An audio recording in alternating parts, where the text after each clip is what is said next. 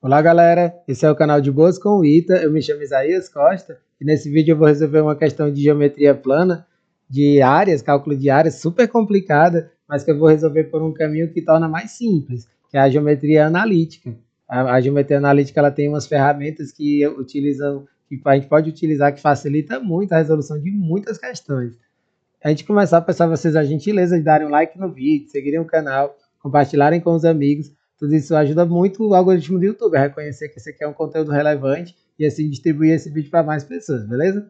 Essa aqui, gente, é uma questão que eu peguei da UPMAT, Olimpíada Pernambucana de Matemática. Ela tem umas questões muito boas e que eu estava resolvendo e eu peguei essa daqui, né, achei muito boa, quis trazer para cá a resolução dela. Diz assim, no retângulo A, B, C, D abaixo, M, N, P e Q são os pontos médios, respectivamente, de CD, AM, BN e PC. Ele quer saber qual é a razão entre a medida da área do quadrilátero MNPQ com a medida da área do retângulo ABCD. Aí, assim, só de você olhar para essa figura, gente, você vê que essa questão ela não tem nada de fácil. Porque isso daqui, gente, é um quadrilátero qualquer.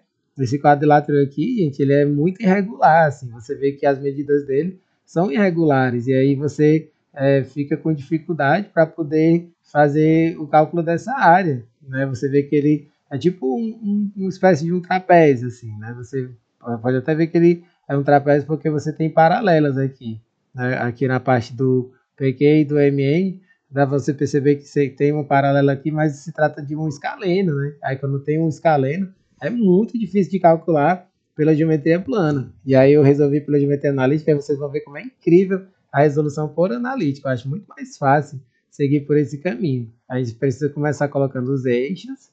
Eu vou colocar, gente, a origem do sistema bem no ponto A, certo? Ele vai ter o ponto A como sendo a origem do sistema. E aí aqui a gente põe os dois eixos. Tá? Tudo começa onde você põe os dois eixos. X aqui e aqui o ponto A, a gente já sabe que vai ser o 0, 0. O A vai ser o 0, 0, porque se trata da origem.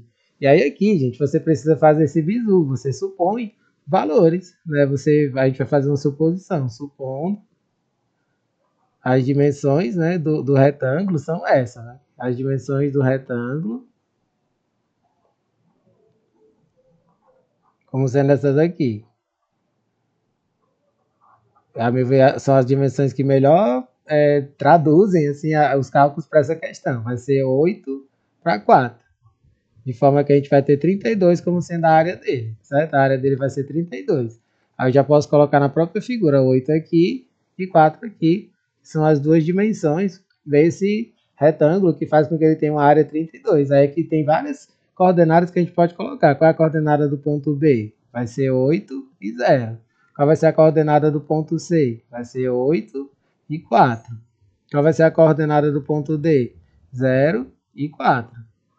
Aí aqui, gente, tem outras duas coordenadas fáceis de da gente pôr, que é o M. Ó. O M está no ponto médio do X, então é 4 e 4. O 4 aqui da altura. O ponto N também é super fácil da gente escrever.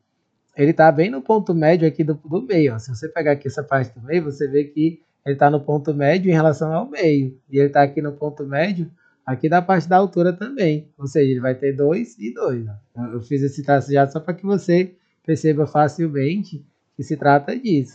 Né? Que ele está no ponto médio, bem no ponto médio aqui. Então, qual vai ser as coordenadas do N? Vai ser 2 e 2. Aí só falta descobrir, gente, essas outras duas coordenadas. Elas estão em pontos médios. Aqui a gente precisa lembrar essa parte do ponto médio. Ponto médio nada mais é do que a média aritmética dos dois pontos. Você vê, ó, o x, ele vai pegar a média aritmética entre o 2 e o 8. Ou seja, é 2 mais 8, 10. 10 sobre 2, 5. Aqui no ponto B a gente vai ter 5 para o x. Mesma coisa para o y. Ele está entre o 0 e o 2. Ó. Se ele está entre o 0 e o 2 é porque ele está no 1. Você vê que é só coordenadas bonitinhas aqui. A única coordenada que não vai ser com números inteiros é a coordenada do ponto Q, mas ele é fácil. É muito fácil de fazer, até de cabeça dá para fazer. Aqui a gente vai ficar, como eu falei, é o ponto médio entre o P e o C. Se ele é o ponto médio entre o P e o C, você vai fazer 8 mais 5. 8 mais 5, 13. 13 sobre 2. Ó. O X vai ser 13 sobre 2. E o que vai ser o Y? Ele é o ponto médio entre o 1 e o 4. Ou seja, você vai fazer 1 mais 4, 5, e vai ficar dividido por 2. 5 sobre 2. Aí a gente já descobriu todos os pontos. E aqui, gente, aqui vem a magia desse conteúdo. A gente não já sabe todos os pontos?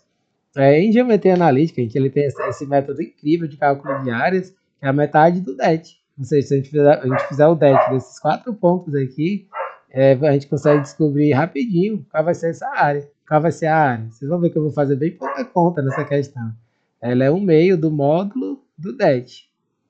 1/2 do módulo do DET. Esse DET é o DET dos pontos aqui, né? Esse DET, ele representa as coordenadas aqui. As coordenadas do quadrilátero. Beleza, gente? Aí como é que a gente vai fazer esse DET? Eu vou fazer esse DET agora. E aí esse aqui tem um método muito legal, gente. É um método Visurato que eu aprendi desde a época do colégio. Eu tive uns professores muito bons que ensinaram isso. E eu, nossa, gostei demais e sempre apliquei em muitas questões. É só você seguir ou no sentido horário ou no sentido anti-horário. Você não pode fazer tipo P, depois o M, depois o Q. Não, você tem que seguir ou no sentido horário ou no sentido anti-horário, colocando uma coordenada debaixo da outra. Eu vou seguir aqui pelo N, depois pelo M, depois pelo Q, depois pelo P. Aí o segredo dela é você repetir a primeira lá embaixo. Olha aqui como é legal, gente. Você põe o 2 e 2 primeiro, depois você põe a outra coordenada que é o 4 e o 4. Aí a terceira coordenada é 13 sobre 2 e o 5 sobre 2. A quarta coordenada é o 5 e o 1. Aí aqui o que eu faço? Depois que eu ponho as 4 coordenadas, aquela de cima eu vou repetir embaixo. Esse aqui é o método, gente. É o método para você resolver bisurado, que é super rápido. O que você põe lá em cima, você repete lá embaixo. E aí você faz os produtos pela diagonal. Ó. Tudo aquilo que eu fizer o produto pela diagonal da direita são todos positivos. E tudo que eu fizer o produto pela diagonal da esquerda são todos negativos. Aí basta calcular esse DET e dividir por 2. Simples, né, gente? Vamos lá para o cálculo dos produtos pelas diagonais. 4 vezes 2, 8. Aqui no segundo vai ficar 4 vezes 5, 20 sobre 2, 10. Aqui no terceiro vai ficar mais 13 sobre 2. Aqui o 4 vai ficar mais 2 vezes 5, 10. Esses são os 4 positivos. Aí os 4 negativos, menos 8. 4 vezes 2, 8. E aqui você vai ficar com 4, você vai multiplicar por 13 sobre 2. É a mesma coisa que 13 vezes 2. Vai ficar menos 26. Aqui no terceiro vai ficar menos 25 sobre 2. E o quarto e último produto fica menos 2. Aqui, gente, já tem todos eles. A gente pode cortar mais 8 com menos 8. E aqui a gente vai fazer umas simplificações. Ó, 10 somado com 10 fica 20. Já vou colocar aqui, ó, 20.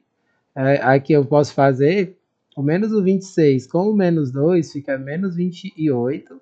E esse 13 sobre 2, que subtrai o 25 sobre 2, fica menos 12 sobre 2.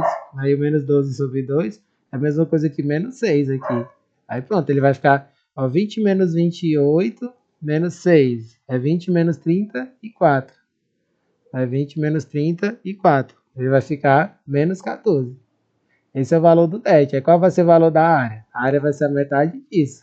O meio do módulo desse valor, que é 14, a área vai ser quanto? Vai ser 7. Ou seja, a área daquele quadrilátero é 7. Só que ele quer saber a razão das áreas. Ó. A gente já sabe a razão do outro, né? Como ele quer saber a razão das áreas, o menor vale 7 e o maior vale 32. Então essa vai ser a nossa razão. 7 para 32. Linda, né, gente, essa resolução? Olha só, eu fiz pouquíssimas contas. As contas dela praticamente são só essas. E aí chega super rápido no resultado de uma questão absurdamente alto o nível dela. Essa aqui é uma questão muito difícil, gente. É uma questão que ela tem nível ITA total. Ela poderia cair numa prova de primeira fase do ITA facinho, uma questão como essa. Espero que vocês tenham entendido todo o passo a passo dela. Não deixem de dar um joinha no vídeo, compartilharem com os amigos e acompanhar os próximos vídeos que forem chegando. Valeu, galera!